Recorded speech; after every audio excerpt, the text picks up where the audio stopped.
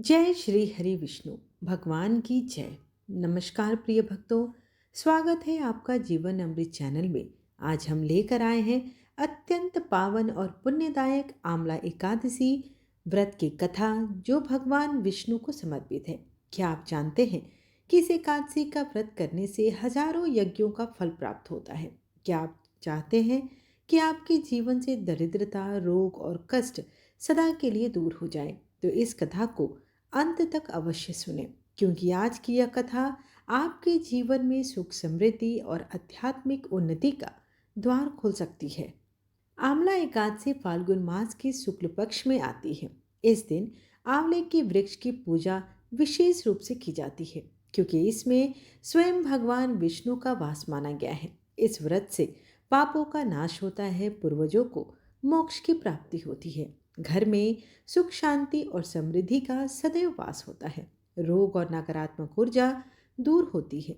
शास्त्रों में कहा गया है कि जो भी भक्त सच्चे मन से आंवला एकादशी का व्रत रखते हैं, उन्हें वैकुंठ धाम की प्राप्ति होती है। यदि आप भी अपने जीवन में भगवान विष्णु की कृपा चाहते हैं, तो वीडियो को लाइक करें, शेयर करें और कमेंट में लिखें ओम नमो भगवते वासुदेवाय। और ऐसे ही पावन व्रत कथा और आध्यात्मिक ज्ञान के लिए जुड़े रहें जीवन अमृत परिवार के साथ। आइए भगवान श्री हरि को ध्यान करते हुए आज की कथा आरंभ करती हूँ। आप सभी श्रोतागणों को एकादशी की हार्दिक शुभकामनाएं। आम्ल की एकादशी, जिसे आप रंगभरी एकादशी के नाम से भी जानते हैं, फाल्गुन मास के शुक्ल पक्ष की एकादशी तिथि के दिन रंगभरी एकादशी आम्ल की एकादशी का व्रत किया जाता है। ऐसी मान्यता है कि इस दिन शादी के बाद पहली बार भगवान शिव माता पार्वती को काशी लेकर आए थे। इसलिए इस दिन रंग भरी एकादशी कथा का पाठ करने से व्यक्ति की समस्त मनोकामनाएं पूर्ण हो जाती है। एक बार की बात है, युधिष्ठिर ने कहा, श्री कृष्ण, अब फाल्गुन शुक्ल पक्ष की एकादशी का नाम और महात्म्य बताने की कृपा कीजिए। भगवान श्री कृष्ण बोले, महाभाग, धर्म नंदन सुनो, तुम्हें इस समय वह प्रसंग सुनाता हूँ जिसे राजा मानधाता के पूछने पर महात्मा वशिष्ठ ने कहा था। फाल्गुन शुक्ल पक्ष, जिसे राजा मानधाता के पूछने पर महात्मा वशिष्ठ ने कहा था। फाल्गुन शुक्ल पक्ष को एकादशी का नाम आम्ल की है। इसका पवित्र व्रत विष्णु लोक की प्राप्ति कराने वाला होता है। मानधाता ने पूछा, द्विज श्रेष्ठ, यह आमल की कब उत्पन्न हुई और मुझे बताइए। वशिष्ठ जी ने कहा, महाभाग सुनो, पृथ्वी पर आंवला की उत्पत्ति किस प्रकार हुई यह बताता हूँ। आंवला की महान वृक्ष है, जो सब पापों का नाश करने वाला है। भगवान विष्णु के थूकने पर उनके मुख से चंद्रमा के समान कांतिमान एक बिंदु प्रकट हुआ। वह बिंदु पृथ्वी पर जा गिरा। उसी से आम्ल की अर्थात आंवले का महान वृक्ष उत्पन्न हुआ। यह सभी वृक्षों का आदिभूत कहलाता है। इस समय समस्त प्रजा को सृष्टि करने के लिए भगवान ब्रह्मा जी को उत्पन्न किया। उन्हीं से इन प्रजाओं की सृष्टि हुई। देवता, दानव, गंधर्व, यक्ष, राक्षस, नाग और निर्मल अंतःकरण वाले महर्षियों को ब्रह्मा जी ने जन्म दिया। उनमें से देवता और ऋषि उस स्थान पर आए जहाँ विष्णुप्रिया आम्ल की वृक्ष था। उसे देखकर देवताओं को बड़ा विस्मय हुआ। वे एक दूसरे पर दृष्टिपात करते हुए उत्कंठा पूर्वक उस वृक्ष की ओर देखने लगे और खड़े खड़े सोचने लगे कि वृक्ष पाकर आदि वृक्ष तो पूर्व कल्प की ही भांति है, जो सब के सब हमारे परिचित हैं, किंतु इस वृक्ष को तो हम नहीं जानते। उन्हें इस प्रकार चिंता करते हुए देखकर आकाशवाणी हुई कि महर्षियों, यह सर्वश्रेष्ठ आंवला का वृक्ष है, जो विष्णु जी को प्रिय है। इसके स्मरण मात्र से गोदान का फल मिलता है। स्पर्श करने से, इससे दूना और फल भक्षण करने से तिगुना पुण्य प्राप्त होता है। इसलिए सदा प्रयत्न पूर्वक आम्ल का सेवन करना चाहिए। यह सब पापों को हरने वाला वैष्णव वृक्ष बताया गया है। इसके मूल में विष्णु, उसके ऊपर ब्रह्मा, स्कंद में परमेश्वर भगवान रुद्र, शास्त्रों में मुनि, टहनियों में देवता, पत्तों से वसु, फूलों में मरुद्र तथा नव फलों में समस्त प्रजापति वास करते हैं। आम्ल की सर्वदेवमयी बताई गई है। अतः विष्णु भक्त पुरुषों के लिए यह परम पूज्य है। ऋषि बोले, अव्यक्त स्वरूप से बोलने वाले महापुरुष, हम लोग आपको क्या समझे? आप कौन हैं? देवता हैं या कोई और? हमें ठीक ठीक बताइए। आकाशवाणी हुई जो संपूर्ण भूतों के कर्ता और समस्त भुवनों के सृष्टा हैं, जिन्हें विद्वान पुरुष भी कठिनतम से देख पाते हैं, वही सनातन विष्णु मैं हूँ। देवादिदेव भगवान विष्णु का कथन सुनकर उन ब्रह्म कुमार महर्षियों के नेत्र आश्चर्य से भर गए। उन्हें बड़ा विस्मय हुआ। वे आदि अंत रहित भगवान की स्तुति करने लगे। ऋषि बोले, संपूर्ण भूतों के आत्मभूत आत्मा एवं परमात्मा को नमस्कार है। अपनी महिमा से कभी च्युत न होने वाले अच्युत को नित्य प्रणाम है। अंतरहित परमेश्वर को बारंबार प्रणाम है। दामोदर, कवि और यज्ञेश्वर को नमस्कार है। मायापते, आपको प्रणाम है। आपका विश्व के स्वामी है, आपको नमस्कार है।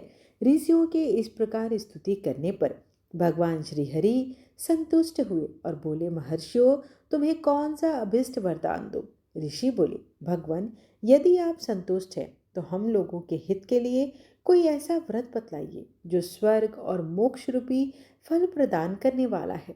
तब श्री विष्णु बोले, महर्षियों, फाल्गुन शुक्ल पक्ष में यदि पुष्य नक्षत्र से युक्त द्वादशी हो तो वह महान पुण्य देने वाली और बड़े बड़े पातकों का नाश करने वाली होती है। द्विजवरों, उसमें जो विशेष कर्तव्य है उसको सुनो। आंवला की एकादशी में आंवले के वृक्ष के पास जाकर वहां रात्रि में जागरण करना चाहिए। इससे मनुष्य सब पापों से छूट जाता है और सहस्त्र गोदानों का फल सहज ही प्राप्त हो जाता है। विप्रगण, यह व्रतों में उत्तम व्रत है जिसे मैंने तुम लोगों को बताया है। ऋषि बोले, भगवान, इस व्रत की विधि बतलाइए। यह कैसे पूर्ण होता है? इसके देवता, नमस्कार और मंत्र कौन से बताए गए हैं? उस समय स्नान और दान कैसे किया जाता है? पूजन की कौन सी विधि है तथा उसके लिए मंत्र क्या है? इन सब बातों का यथार्थ रूप से वर्णन कीजिए। भगवान विष्णु ने कहा, द्विजवरों, इस व्रत को जो उत्तम विधि है उसको श्रवण करो। एकादशी को प्रातःकाल दंत धावन करके यह संकल्प करके कि हे पुंडरीकाक्ष, हे अच्युत, मैं एकादशी को निराहार रहकर दूसरे दिन भोजन करूंगा। आप मुझे शरण में रखें। ऐसा नियम लेने के बाद पतित, चोर, पाखंडी, दुराचारी, मर्यादा भंग करने वाला तथा गुरु पत्नीगामी मनुष्यों से वार्तालाप बिल्कुल न करें। अपने मन को वश में रखते हुए नदी में, कुएं में अथवा घर पे ही स्नान करें। स्नान के पहले शरीर में मिट्टी लगाएं। मृतिका लगाने का मंत्र अश्वक्रांते, रथक्रांते, विष्णुक्रांते, वसुंधरे। मृतिके हर में पापम जन्म कोटायाम समर्जितम। वसुंधरे, तुम्हारे ऊपर अश्व और रथ चला करते हैं तथा वामन अवतार के समय भगवान विष्णु भी तुम्हें अपने पैरों से नापा था। मृतिके, मैंने करोड़ों जन्मों जो पाप किए हैं, मेरे उन सब पापों को हर लो। खान मंत्र त्वम माता सर्वभूतानां जीवनम तत्तु रक्षकम स्वे जोधि जजातिनां रसानां पते नमः स्त्रातोऽहं सर्वतीर्थेषु हृदयं प्रसत्रवणेषु च नदीषु द्वे खातेषु इद्रम स्त्रानाम तू में भवेत। अर्थात, जल की अधिष्ठात्री देवी माता, तुम संपूर्ण भूतों के लिए जीवन हो। वही जीवन जो स्वदेश और उद्भिज जाति के जीवों को भी रक्षक है। तुम रसों की स्वामिनी हो, तुम्हें नमस्कार है। आज मैं संपूर्ण तीर्थों, कुंडों, झरनों, नदियों और देव संबंधी सरोवरों में स्नान कर चुका हूँ। मेरा यह स्नान उक्त सभी स्नानों का फल देने वाला हो। विद्वान पुरुष को चाहिए कि वह परशुराम जी को सोने की प्रतिमा बनाए। प्रतिमा अपनी शक्ति और धन के अनुसार 1 या आधे माह से सुवर्ण की होनी चाहिए। खान के पश्चात घर आकर पूजा और हवन करें। इसके बाद सब प्रकार की सामग्री लेकर आंवले के वृक्ष के पास जाए। वहां वृक्ष के चारों ओर की जमीन झाड़ कर उसे अच्छी तरह से लीप पोत कर शुद्ध करें। शुद्ध की हुई भूमि में मंत्र का पाठ करें और पूर्वक जल भरे हुए नवीन कलश की स्थापना करें। कलश में पंचरत्न और दिव्य गंध आदि छोड़ दें। श्वेत चंदन से उसको चर्चित करें। कंठ में फूल की माला पहनाए। सब प्रकार के धूप की सुगंधि फैलाए। जलते हुए दीपकों की श्रेणी सजाकर रखें। तात्पर्य यह है कि सब ओर से सुंदर एवं मनोहर होना चाहिए। पूजा के लिए नवीन छाता, जूता और वस्त्र भी मंगा कर रखें।